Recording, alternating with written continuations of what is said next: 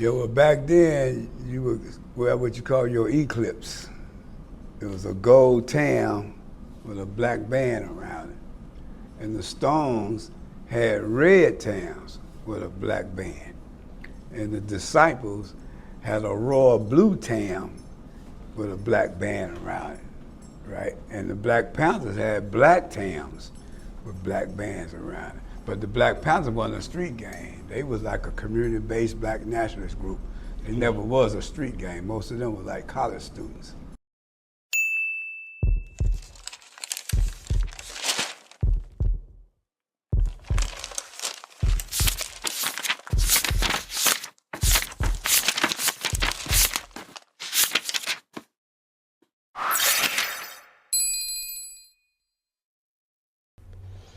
All right, so 65, right? You up on Cicero.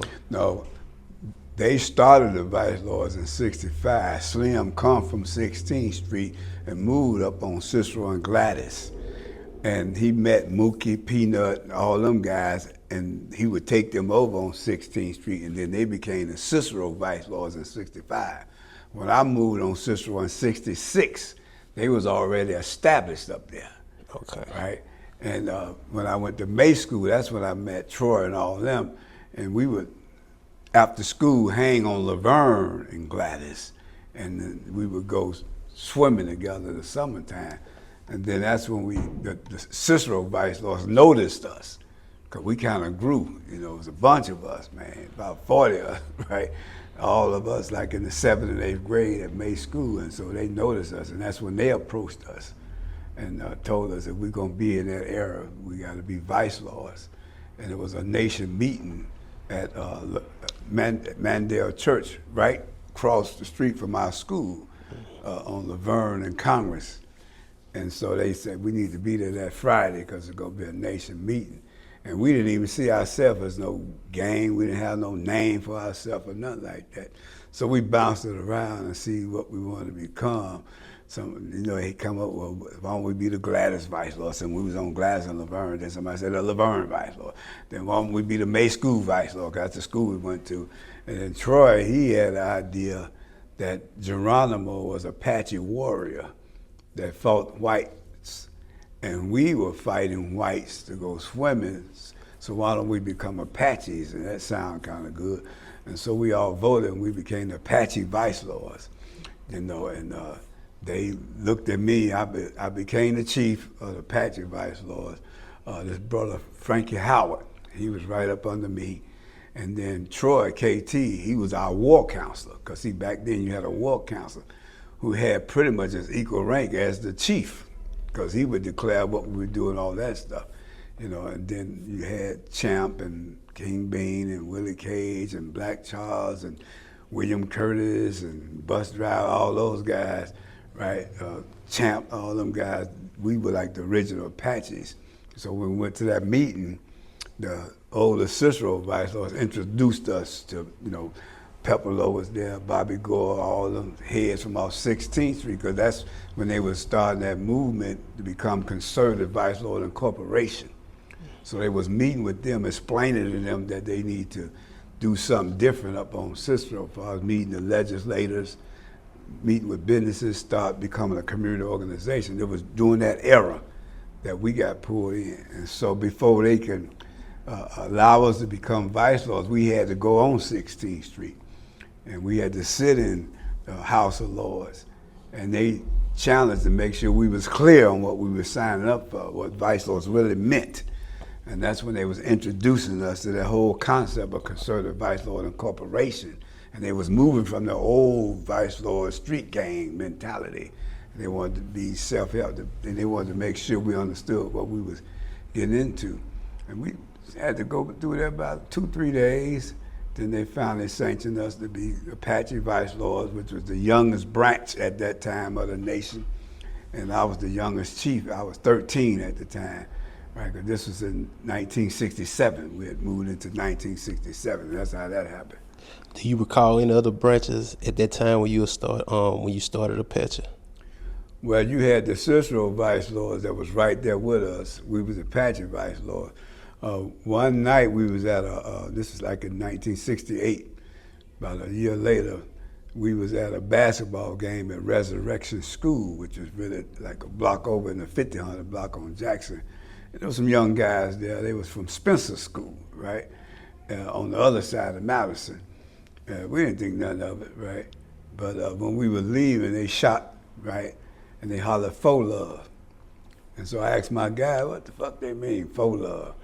And Bruce Benson, one of our guys, he said, man, that's them Four Corner Hustlers. They over there by Spencer School, right? So the next day we went over on the cross Madison looking for those guys. We couldn't run into none of them, but we whooped every other guy we ran into. And then about 2 days later, one of our guys, Jason Domino, he was sitting on Freddie Pye's porch. Right? Freddie Pye was one of the Cicero vice lords. And he said, man, I want to introduce you to this guy. His name is Fred Gage. He's the chief of the Four Corner Hustlers over there. They by Spencer School. And I said, man, y'all shot at us the other night. He said, no, we didn't shoot at y'all. It's just the gun went off. But we've been hearing about y'all, man. We want to unite with y'all. And so we agreed. And so maybe about 2-3 days later, me and my guys, we went over there. And there was a lot right off Lake Street in Laverne, Fulton really, in Laverne. There was smooth pavement there. So all them guys was there, Fred Gage, Monroe Banks, Thaddeus, Leon Bradshaw, all them guys, Carl Frencher, all them guys. And so the way that went, one of their guys would box one of my guys, right? And that's how we united. And then we started just traveling, doing things together. We would go over there to their parties. They would come over here to our parties, and we would do things together. That's how we united. Yeah, but Fred Gage was the chief of them.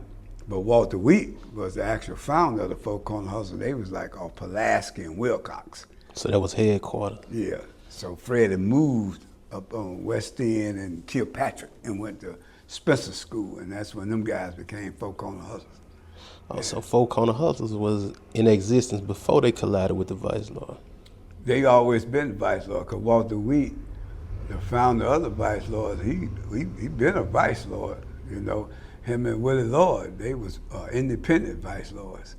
And when Walt moved from off Independence to Wilcox and Pulaski, that's when he started the Four Corner Hustle, but he always claimed he was a Vice Lord. He didn't detach from the Vice Lord nation, so they was Four Corner Hustle Vice Lords, even before we even met them.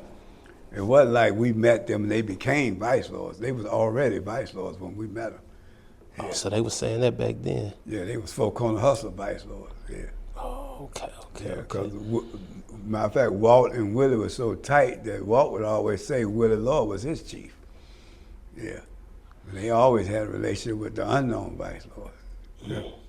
Yeah. Yeah, see, that clear up a lot of myths out there, man. Yeah. A lot of myths. Mm-hmm.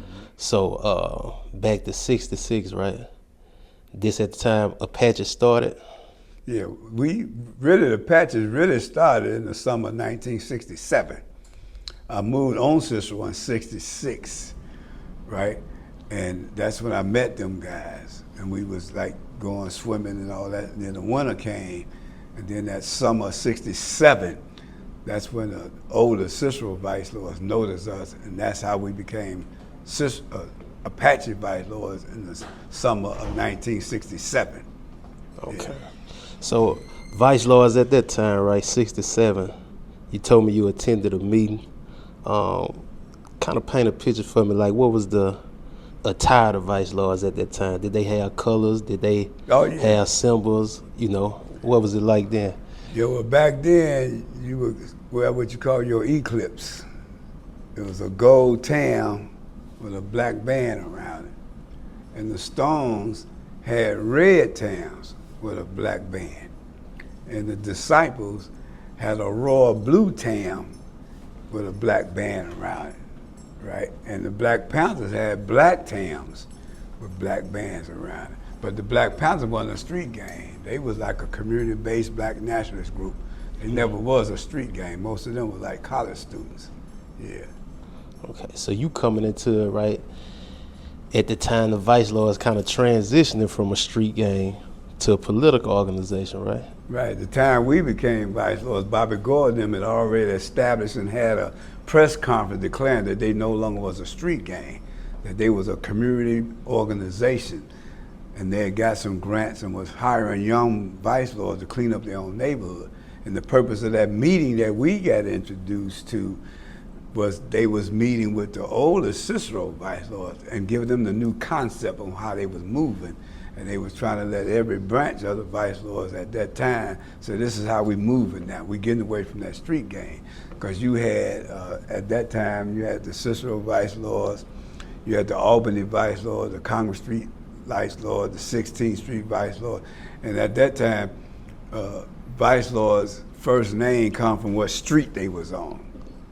And we was like one of the first ones to become Apache vice lord, not about the street we was on, right?